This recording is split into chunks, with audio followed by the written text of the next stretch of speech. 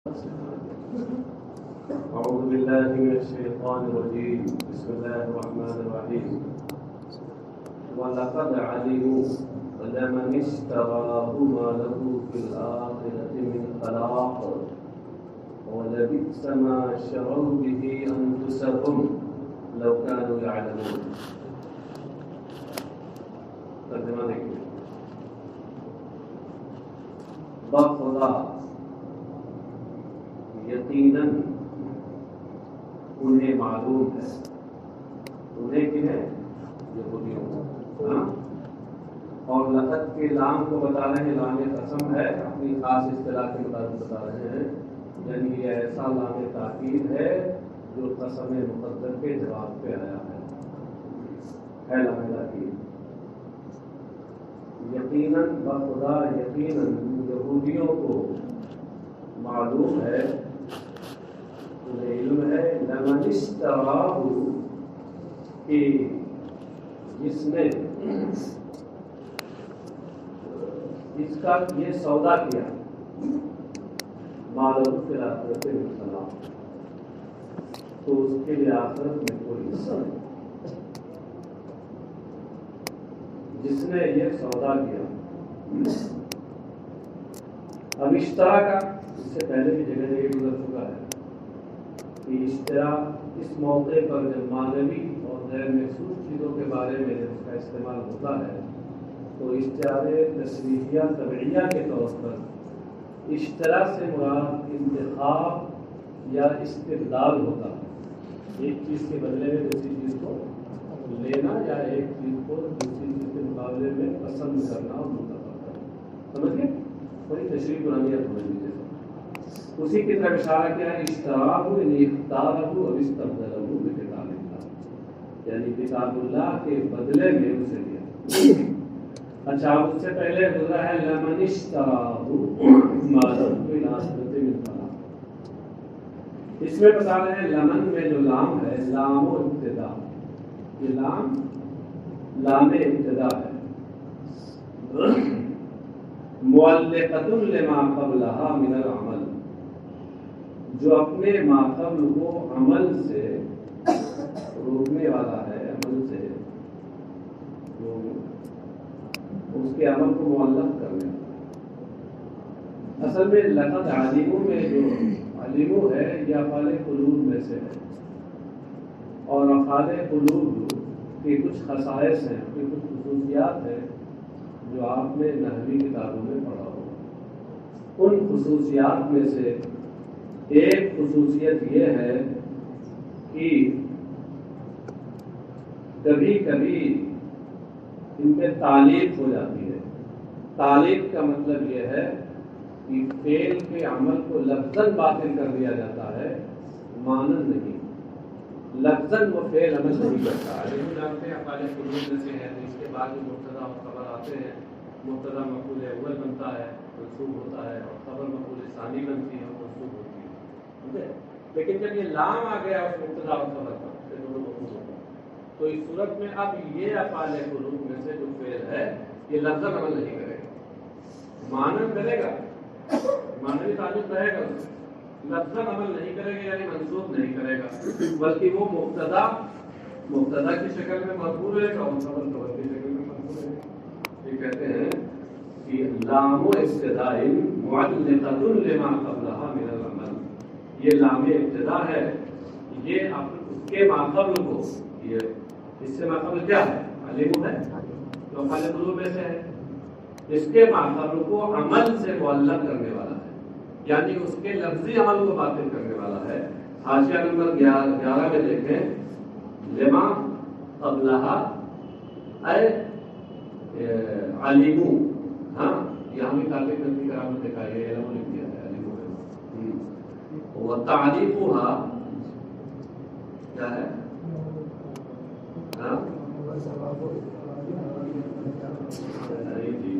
تعلیمها ابطال عملها لفظا. یہ جواب پتہ نہیں کہاں سے آ گیا، کوئی سوال ہی نہیں جواب کر رہا. تعلیمها اے ابطال عملها لفظا لا معنی. بات سمجھے؟ تعلیق کا مطلب کیا ہوتا ہے؟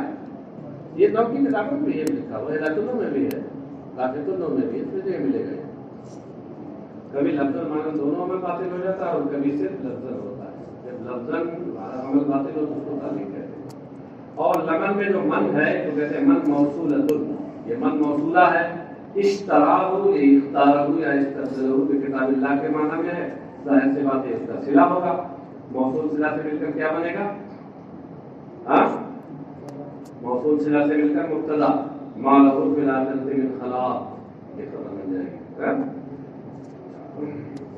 تو انہیں یقیناً یہ معلوم ہے کہ جس نے کتاب اللہ کے بدلے میں اس کو لیا ہے یا اس کا انتخاب کیا، ما لہ فی الآخرۃ من خلاق، تو اس کے آخرت میں کچھ بھی حصہ نہیں ہے۔ نصیب فی الجنہ، نصیب یہ خلاقی کا معنی بتایا، اور فی الآخرتی یہ فی الجنتی جو ہے یہ فی الآخرتی کا معنی، آخرت میں کوئی حصہ نہیں، مطلب کیا ہے؟ یعنی آخرت بول کے جنت برا ہے، آخرت میں جہنم بھی تو ہو، عام بول کر خاص برا بطور مجاز مرسل، سن رہے؟ یہ مطلب نہیں ہے کہ جہنم سے بھی حصہ نہیں ملے گا، سمجھے گا؟ وَلَبِئْسَ مَا اشْتَرَوْا بِهِ أَنفُسَهُمْ لَوْ كَانُوا يَعْلَمُونَ۔ یہاں خیال رہے کہ لبیسا میں لام تاکید کا ہے اور بیسا فعل ضم، فعل مد ہو یا ضم، ان کے بعد دو اسم مرفوع ہوتے ہیں، پہلا اس کا فاعل بنتا ہے اور دوسرا اس کا مخصوص بنتا ہے، وہ بھی مرفوع ہوتا ہے۔ لبیسا میں ماں، لبیسا کے اندر ہوا ضمیر مبہم پوشیدہ جو اس کا اسم ہے، اور جب ابہام ہو کسی چیز میں تو اس ابہام کو دور کرنے کے لیے تمیز لائی جاتی ہے، تو یہاں ما شروا بہ انفسہم میں جو یہ ما موصوفہ ہے، ما موصوفہ یہ اپنی صفت کے ساتھ مل کر کے اور اس ضمیر مبہم کی تمیز ہے۔ مائع موصولہ ایک ہوتا ہے اور ایک مائع موصوفہ ہوتا ہے۔ مائع موصولہ کے بعد بھی جملہ آتا ہے، مائع موصولہ کے بعد بھی جملہ آتا ہے۔ فرق کیا ہے؟ فرق صرف یہ ہے کہ مائع موصولہ معرفہ کی تعبیر میں ہوتا ہے اور مائع موصوفہ نکرہ کی تعبیر میں، تمیز کے لیے نکرہ ہونا چاہیے۔ اسی لیے یہاں یہ نہیں کہا کہ ماں یہ موصولہ ہے، بلکہ شیئن سے اس کی تفسیر آپ کے محشی نے نیچے لکھا کہ یشیر الی ان ما نکرۃ موصوفہ، اس سے اس بات کی طرف اشارہ ہے کہ یہاں ما مائع موصوفہ ہے، شیئن نکرہ کے معنی میں ہے، ما مائع موصولہ نہیں ہے۔ شروا باعوا بہ، شروا بہ یعنی باعوا بہ، شرع کے معنی میں آپ نے بہت پڑھا ہوگا کہ کچھ کلمات عربی زبان کے اضداد میں سے ہوتے ہیں جو متضاد معنی دیتے ہیں، بیع و شرع بھی انہی میں سے ہے۔ بیع کا معنی کبھی بیچنا ہوتا ہے تو کبھی خریدنا، ایسے شرع کا معنی کبھی خریدنا ہوتا ہے تو کبھی بیچنا بھی ہوتا ہے، جیسے یہاں شرع بیچنے کے معنی، اور بیچنا کیا بھائی؟ بدلے میں لینے کے معنی۔ شرع باعوا بہ انفسہم، انفسہم میں ضمیر ہم کا مرجع کیا ہے؟ کہتے ہیں اے شارینا۔ اصل میں ایک شبہہ یہ ہو رہا تھا کہ انفسہم میں ضمیر کا مرجع کیا ہے، تو دماغ کا ذکر ہو رہا ہے، تو کہہ رہے نہیں، ضمیر کا مرجع مذکور ہے یہاں، اور ضمیر کے مرجع کے لیے یہ کوئی ضروری تھوڑے ہے کہ صراحتاً اور لفظاً مذکور ہو، کبھی کبھی ضمناً بھی مذکور ہوتا ہے اور کبھی کبھی التزاماً مذکور ہوتا ہے، دلالت التزامی کے طور پر۔ یہاں یہ کہہ لیجئے کہ یہ شرع کے ضمن میں دلالت تضمنی کے طور پر مذکور ہے کہ جب شرع انہوں نے شرع کیا تو وہ شرع کرنے والے ہوئے، انہیں کی طرف انفسوں میں ہم ضمیر لوٹ رہی ہے، ایس شادینہ کہہ کر کے یہ ہوتا ہے۔ اچھا، تو اب کیا مطلب ہوا کہ آخرت میں ان کا کوئی حصہ نہیں، یعنی جنت میں ان کو کوئی حصہ نہیں ملے گا۔ اور جو انہوں نے جس کے بدلے میں انہوں نے اپنی جانوں کو بیچا، ان بیچنے والوں نے، تو ان کا کیا ہی بری ہے وہ چیز جس کے بدلے میں انہوں نے اپنی جانوں کو بیچا. کیا بری ہے وہ چیز؟ اے حظھا من الآخرہ، یعنی حصہ آخرت، ثواب آخرت، یعنی ان کا آخرت کا وہ حصہ کیا ہی برا ہے اس کے بدلے میں انہوں نے وہ بیچا. مطلب یہ ہے کہ یہاں بیسا میں جو ہوا ضمیر ہے اس سے مراد ہے حظ آخرت. ان تعلموہ، یہ مخصوص بالضم کو یہاں ظاہر کیا کیونکہ بیسا کا فاعل تو ہو گیا، مخصوص نہیں تھا، تو یہ ان تعلموہ نکال کر بتایا کہ مخصوص بالضم محذوف ہے. نیچے دیکھیے آپ کے محشی آپ کی مدد کر رہے ہیں، کہتے ہیں بیان لمخصوص بالضم. تو وہ حصہ آخرت جس چیز کے بدلے میں انہوں نے بیچا وہ کیا ہی بری چیز ہے. وہ کیا ہے؟ ان تعلموہ، وہ ان کا جادو سیکھنا ہے. ان تعلموہ، وہ ان کا جادو سیکھنا. حیث اوجب لہم النار، یہ برا کیوں ہے؟ حیث اوجب لہم النار، اس لیے کہ ان کے لیے وہ دوزخ کا موجب بنا، دوزخ کا سبب بنا. لو کانوا یعلمون، کاش کہ انہیں علم ہوتا. بظاہر لگ رہا ہے جیسے تضاد ہے، اوپر کہا جا رہا ہے لقد علموا، قسم کے ساتھ انہیں علم ہے. لام قسم محذوف، لام تاکید کا، قد برائے تاکید، تاکیدات ثلاثہ کے ساتھ کہا جا رہا ہے علموا، انہیں علم. اور یہاں کہہ رہے لو کانوا یعلمون، کاش انہیں علم ہوتا. ایک طرف علم کا ثبوت اس تاکید اور شد و مد کے ساتھ، اور دوسری طرف تمنا کر کے یہ بتانا کہ علم نہیں ہے، تو تضاد ہوا نا بتائے. مگر دیکھیے امام سیوطی کی جلالت علمی مختصر سا لگا کر کے انہوں نے اور ظاہر کر دیا. پھر جواب دیتے حقیقت ما یسیرون الیہ من العذاب، کاش اس عذاب کی حقیقت یہ لوگ جان لیتے جس کی طرف یہ جائیں گے. ما تعلمون، تو پھر وہ جادو نہ سیکھتے. اس سے کیا بتایا؟ اس سے معلوم یہ ہوا کہ وہ یہ تو جانتے تھے کہ جو ہم یہ سودا کر رہے ہیں کہ قرآن کی ہم کتاب اللہ کے احکام کو کسے کچھ ڈال رہے ہیں، احکام خداوندی کو کسے کچھ ڈال رہے ہیں اور جادو سیکھ رہے ہیں، یہ سودا اچھا نہیں ہے. یہ تو جانتے تھے، لیکن اس پر جو عذاب ہونے والا تھا وہ عذاب کیسا ہوگا، اس کی کیا حقیقت ہوگی، یہ نہیں جانتے.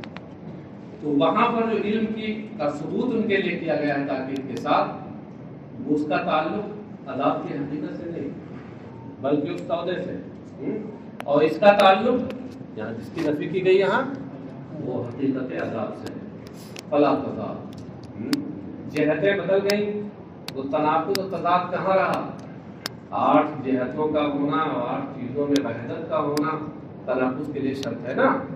در تناقض حشد و وحدت شرط دام، وحدت موضوع و محمول و مقام، وحدت شرط و وضاحت بالذکر، قوت و فعل در آخر زمان. ہاں تو جہاں ساری وحدتیں پائی نہیں جاتی، اس لیے تضاد ہے. چلیے صاحب، اور ما تعلموہ جو نکالا ہے اس سے اس بات کی جانب اشارہ کیا کہ لو کانوا یعلمون میں لو شرطیہ ہے، اس کی جزا محذوف ہے. ولو انہم آمنوا واتقوا لمثوبۃ من عند اللہ خیر لو کانوا یعلمون. ولو انہم آمنوا، اور اگر وہ ایمان لاتے، واتقوا، اور تقوی اختیار کرتے، لمثوبۃ من عند اللہ خیر، تو یقیناً اللہ کے یہاں جو ثواب ہے وہ بہتر ہے. لو کانوا یعلمون، کاش کہ انہیں اس کا علم ہوتا. ولو انہم کے بعد کہہ رہے ہیں ای یہودا. اس تفسیر کا مطلب صرف زمین کے مرجع کو بتانا. آمنو، ایمان لاتے ہیں، ایمان کسی چیز پہ لایا جاتا ہے، بن نبی اور قرآن. مومن بھی کو ظاہر کر دیا. مومن بھی کون ہے؟ جس پہ ایمان لائے. اگر وہ نبی ہے اور قرآن پر ایمان لاتے واتقوا اور ڈرتے کس چیز سے؟ عقاب اللہ. کیونکہ تقوی یہ میرے متعدی ہے، اس کا مقصد بھی لفظ میں نہیں ہے، اس کو ظاہر کیا کہ محدود. اور گناہ ترک کر کے، ترک معاصی کے ذریعے وہ اللہ کی سزا سے بچتے. تشہرے جادو جیسے گناہوں کو ترک کر کے وہ اللہ کی سزا سے بچتے. اب آگے کہہ رہے ہیں کہ وجواب لو محذوف، یہاں جو لو انہم آیا ہے اس کا جواب محذوف ہے، جزا اس کی محذوف ہے. وہ کیا ہے؟ اے لمصیبو لو انہم آمنوا واتقوا لمصیبو. یہ ہے تفصیل بات کہ اگر وہ ایمان لاتے اور تقوی اختیار کرتے تو ضرور اس پر انہیں ثواب دیا جاتا. دل علیہ لمثوبۃ من عند اللہ خیر. اس پر جو آگے والا یہ جملہ ہے لمثوبۃ من عند اللہ خیر، یہ اس کے اوپر دال ہے، یعنی قرینہ ہے. یہ اس کے اوپر قرینہ ہے. کیوں خود اسی کو جزا نہیں مان لیا جاتا؟ اللہ کا جواب نہیں مان لیا. حملہ تو یہ اصل میں لو کا سکون اس کی جزا کا جواب جملے فعلیہ ہوتا ہے، اور یہ جملے اسمیہ ہے، یہ مجبوری ہے، اس لیے اس کو جزا نہیں مانا جا رہا ہے. کہہ رہے ہیں کہ یہ جزا نہیں ہے، جزا ہے اصیبو لأصیبو. یہ اس پر قرینہ ہے، کیونکہ یہی مضمون بھی بتایا جا رہا ہے جو لأصیبو کا مضمون وہی بتایا جا رہا ہے. لمثوبۃ من عند اللہ خیر. مثوبۃ کی تفسیر ثواب سے کر کے یہ اشارہ کیا کہ مثوبہ مصدر میمی ہے ثواب کے معنی میں. وهو مبتدأ واللام فيه للقسم. لمثوبۃ کو بتا رہے ہیں کہ مثوبہ مبتدا ہے اور اس میں لام قسم ہے. وہی اپنی مخصوص اصطلاح استعمال کر رہے ہیں. لام قسم ہے کیا مطلب؟ یعنی قسم مقدر کے جواب پر ہے. من عند اللہ خیر، خیر یہ خبر ہے. یہ بتایا کہ مثوبۃ مبتدا ہے تو اس کی کوئی خبر بھی تو چاہیے. خیر خبر، خیر اس کی خبر ہے. مما شروا به انفسهم، یہ جو نکالا ہے تو اس کو یوں سمجھیے کہ خیر کا جو لفظ یہ کبھی صفت مشبہ ہوتا ہے، تفصیلی معنی اس میں نہیں ہوتا. اس صورت میں خیر کا مصفہ خیر خیر سے خیر اور کبھی اس میں تفصیلی معنی معتبر ہوتے ہیں. تو اس صورت میں اس کی اصل اخیر ہوتی ہے. اخیر اخیر کثرت استعمال کی وجہ سے خیر بنتی ہے. اور جب اس کی تفضیل ہوگا تو اس کی تفضیل کے استعمال کے تو تین طریقے ہیں، اضافت کے ساتھ، الف لام کے ساتھ، من تفضیلیہ کے ساتھ. یہاں پر یہ خیر صفت مشبہ ہے یا اس میں تفضیل ہے. مفسرین دونوں طرف گئے ہیں. بعد میں صفت مشبہ والا معنی مراد لیا ہے اور بعد میں کہا ہے کہ یہ تفضیلی معنی یہاں مراد ہے. امام سیوطی آپ کے جو مفسر ہیں وہ کہتے ہیں مما شروا به انفسهم، یہ من تفضیلیہ نکال کر اس بات کی طرف اشارہ کیا کہ خیر تفضیلی معنی میں ہے اور من تفضیلیہ میں مفصل لے کے میں تو اللہ کے یہاں جو ثواب ہے وہ اس سے کہیں بہتر ہے، کہ اس چیز سے کہیں بہتر ہے کہ اپنی جانوں کا جس کے بدلے میں انہوں نے سودا کیا بیچا.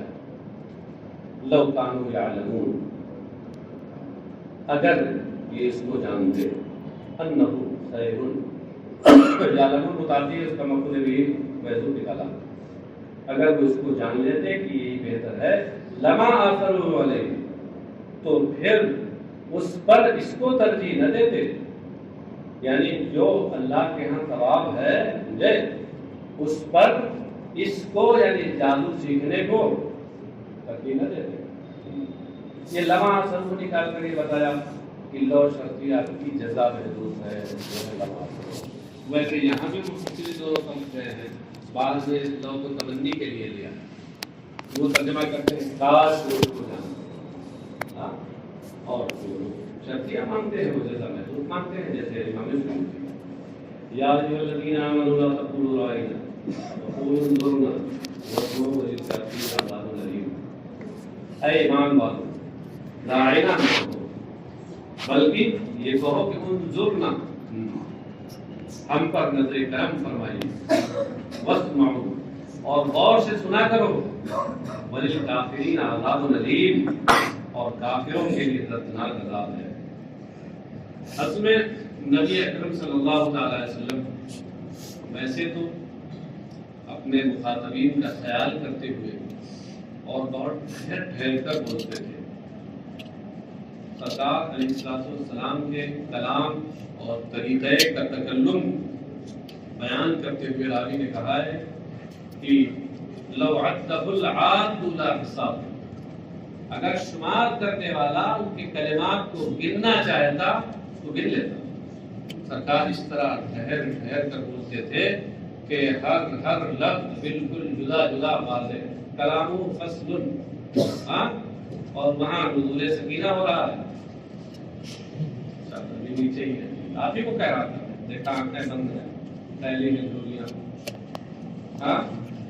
کیسی مزے کی جیت کے نکال کرتی، ان کو دیکھ کے ہمیں آسمانی آ گئی، کل پڑھنے کا ترنم کے ساتھ میں دیکھ کے چلے صاحب، اچھا صاحب۔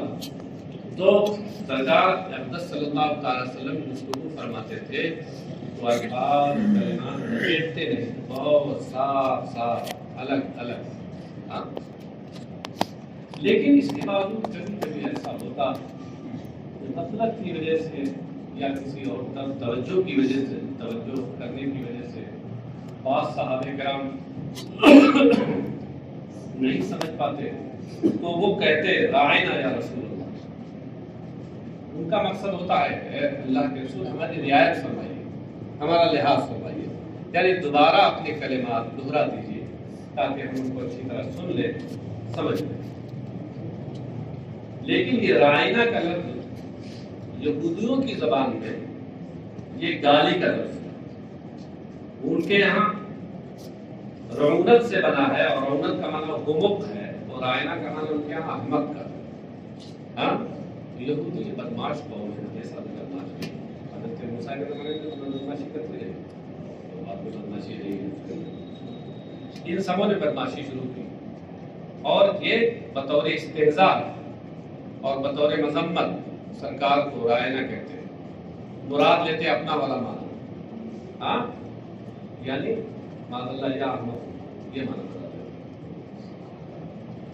تو یہ حضرت عبداللہ ابن سلام جو کہ پہلے یہودیوں کے سربراہ عالم تھے، ان کا گزر ہوا انہوں نے سنا ہے، وہ جانتے تھے کوئی ان کی زبان تھی، انہیں میں سے تھے پہلے کہ زبان جانتے تھے، انہوں نے پھر ان لوگوں کو منع کیا، سختی کے ساتھ منع کیا، اور وہاں سے چلے کہ سرکار کی بارگاہ میں عرض کریں گے کہ صحابہ کو روک دیں یہ کلمات۔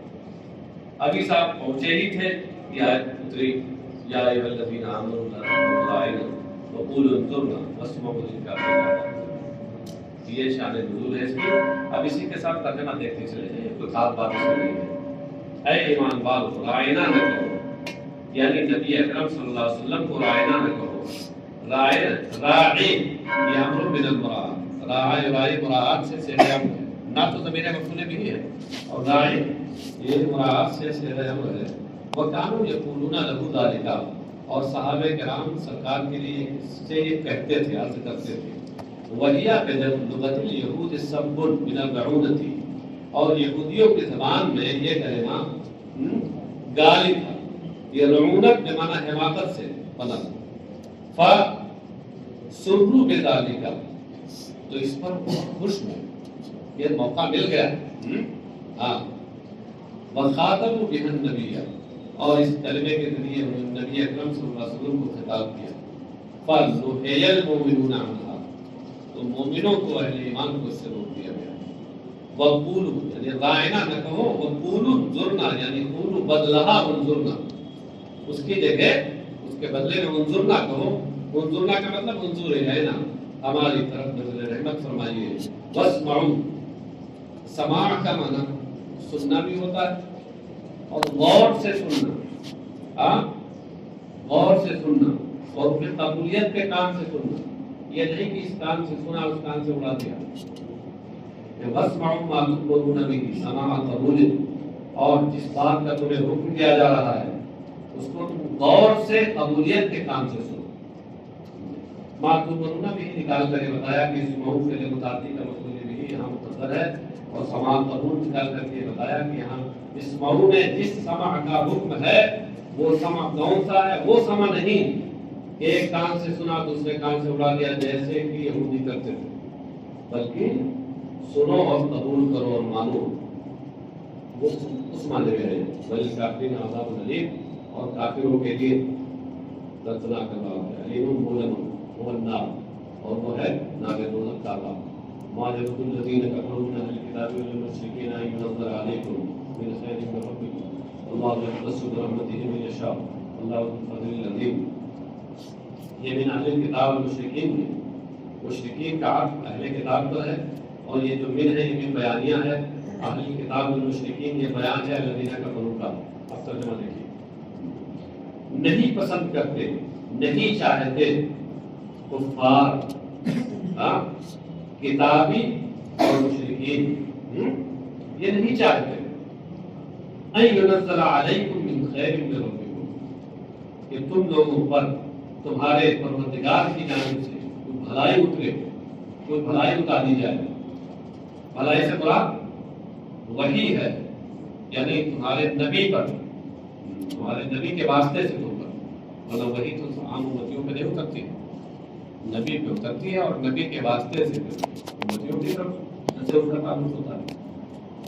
اچھا آپ صاحب یہاں دیکھیے ما یعبد الذین کفروا من الکتاب والمشرکین میں کیسے من العرب، مشرکین سے مراد ہے مشرکین عرب، مطلق نہیں. عطف علی اہل الکتاب، یہ مشرکین کا اہل کتاب پہ ہے، الذین کفروا پہ نہیں ہے بلکہ اہل کتاب پر ہے. وہ من للبیان، اور من اہل کتاب میں جو من ہے یہ بیان کے لیے ہے، یعنی اہل کتاب اور مشرکین یہ دونوں باتوں کا لحاظ کر یہ بیان ہے الذین کفروا، کیونکہ الذین اسم موصول ہے اور اسماء موصولہ مبہمات میں سے ہے، ابہام ہے ان میں، تو ابہام کے لیے بیان لایا گیا. ای نزل علیکم من خیر، من اس میں زیادہ ہے، خیر وحی، خیر سے مراد وحی ہے جو سراپا خیر ہے، من ربکم تمہارے پروردگار کی طرف سے. تو ما یود یہ نہیں چاہتے کہ تمہارے پروردگار کی جانب سے تمہارے اوپر کوئی خیر اترے. حسدا لکم، یہ تم سے حسد اور جلن رکھنے کی وجہ سے یہ مفعول لہو نکالا ہے ما یود کا. واللہ یختص برحمتہ من یشاء، اور اللہ اپنی رحمت یعنی اپنی نبوت سے جسے چاہتا ہے خاص فرماتا ہے، سرفراز فرماتا ہے. اشارہ کیا کہ رحمت میں جو اضافت ہے یہ ثابت کرا ہے، یہ خارجی ہے. رحمت کی بہت سی صورتیں ہیں، بہت سے افراد ہیں، مگر یہاں سے اس کا خاص فرد مراد ہے یعنی نبوت. اللہ ذو الفضل العظیم، اور اللہ بڑے فضل